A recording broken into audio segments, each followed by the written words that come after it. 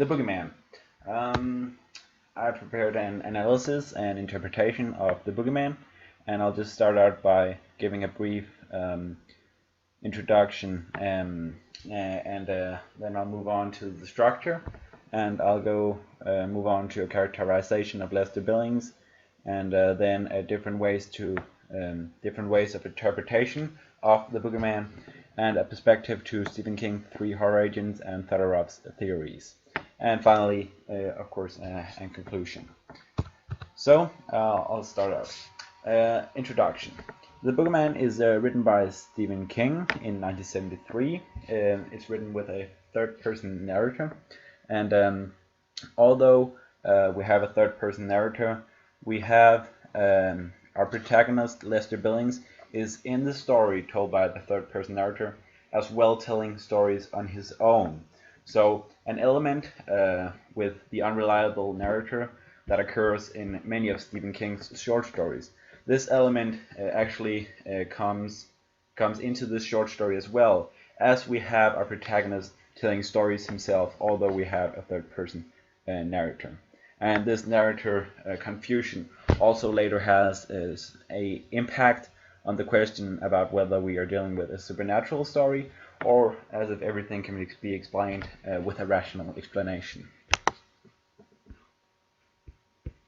And just to give a brief summary about what the story is overall about, it's about this man, Lester Billings, our protagonist. He's a middle-aged man who goes to a psychiatrist to consult him with his problems. He's somewhat traumatized from some events that happens in his past, and he's seeking for help to move on and to get someone to acknowledge what he has experienced and to believe in him, because we're told in the very start that all the 3 kids he had with his wife Rita are all deceased, and he kind of thinks that he's guilty for the death of his children. So he tells this story to the psychiatrist about the monster killing his children, and in the end the psychiatrist turns out to be the very same monster he has been so afraid for since his children started dying. And then the structure. If we're to look at the composition, the story starts in media res. This means that we're dropped in the middle of the story without further explanation.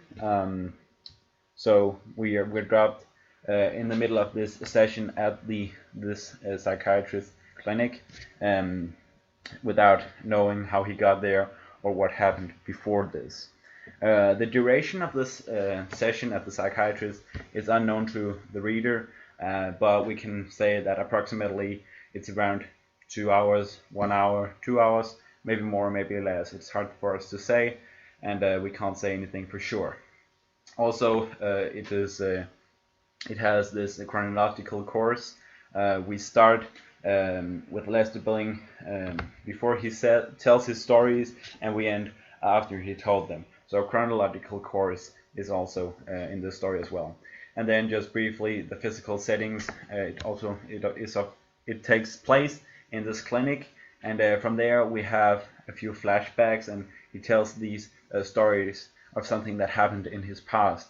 But Lester Billings and Dr. Haber, the psychiatrist, does not physically leave the clinic at any point in this short story. And now a characterization of Lester Billings. Lester Billings was married at the age of 21 with his wife Rita, who he later came to have 3 children with.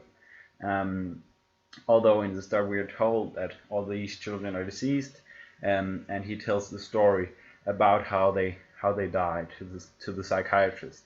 And as I said before, Lester somehow feels guilty for the death of his own children, and Lester Billings is naturally enough deeply traumatized as a consequence of these events in the past with the death of his children.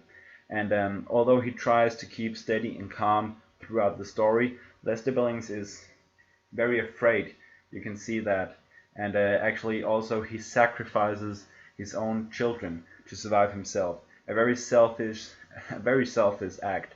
that also indicates that the relationship with his children either is very bad, or that something already at this point is wrong with his mind, and that he has psychological problems at this point already. And well, if we're supposed to talk about the social relationship and the family relations, also Lester Billings has this troubled relationship with his mother, who denies to be with him because she thinks that Rita is a whore and they got married too early and had kids too early. Lester Billings as a father is very strict in the way he has a very strict uprising, and he does not want his kids to become sissies, so they will have to learn the hard way. This is seen with the scene where the child wants to go in and sleep with his parents, and he wants some light turned on in there, but Lester Billings denies that and says that he will have to learn that. And Lester Billings is really trying to be what you would categorize as a real man. He is he's also a bit cynical. This is seen by how he's not really connecting or bonding with his children. At one point he actually says, "Christ, kids drive you crazy sometimes. You could kill them." Well, and this of course again indicates, well, maybe their relationship is not as good as it was supposed to be between children and their father. Also, he speaks about how easy he forgot how they looked after they died. Also, another indication. So there are signs that says that the bonding with his children could have been better, and that he might have had some problems from his childhood that could have had an impact on his own relation with his children. And also we hear that he actually hits his wife, he slaps his wife in several occasions. So there might be a social heritage being brought up to this next generation. Well, then the interpretation of the boogeyman. As I see it, there are different ways of how to interpret this story. First of all, of course, we have an interpretation of this as a normal horror story, just made to scare people without further thought behind the creation of the story. There are no psychological depth, and it's made to scare people, and it's made as a story only. The other way to interpret this story is to look at the story with this psychological view on the story.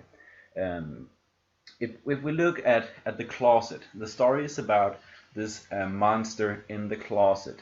What this monster actually is it's not unknown, but we don't really see it directly, although we get a description of it. So we have this closet that can be a symbol of a lot of things. First of all, if we look at the phrase to have skeletons in your closet, it's an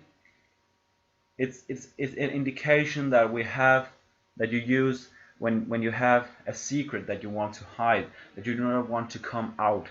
Then you have skeletons in your closet, you have some dark secrets and something you do not want to share with other people hidden in your closet.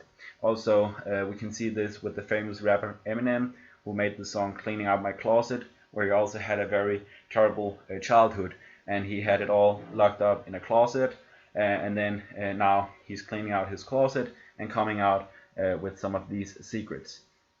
And well, this closet could, in this particular story, it could symbolize some events in Lester Billings' past, maybe his childhood, that Lester Billings has repressed and just pushed into this closet and locked it up, and now this closet is fighting back, and trying the secrets in this closet are coming out in the shape of a monster.